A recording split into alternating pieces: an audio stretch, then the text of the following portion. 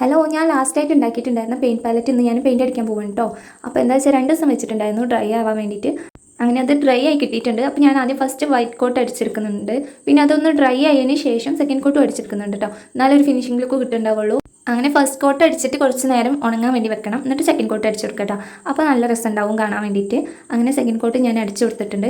പിന്നെ അതും ഉണക്കാൻ വേണ്ടിയിട്ട് കുറച്ച് നേരം വെക്കണം. എനിക്ക് ക്ഷമയില്ലായിരുന്നു. ഞാൻ ഫാനിൻ്റെ അടിയിൽ കൊണ്ട് വെച്ചിട്ട് ഉണക്കിയെടുത്ത് കേട്ടോ.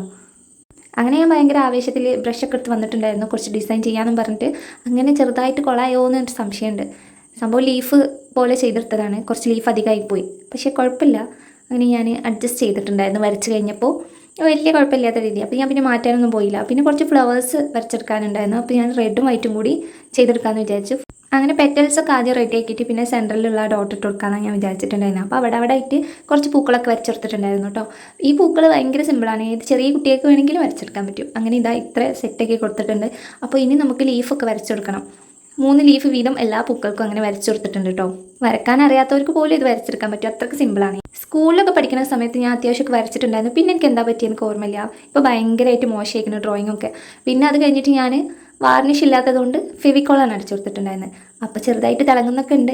എനിക്കെന്തായാലും ഇഷ്ടമായി. ഞാൻ ബ്രഷൊക്കെ വെച്ച് നോക്കിയിട്ടുണ്ടായിരുന്നു. നിങ്ങൾക്ക് ഇഷ്ടമായോ ഇല്ലയെന്ന് കമൻറ്റ് ഇട്ടോ. അപ്പോൾ ശരി, ബൈ.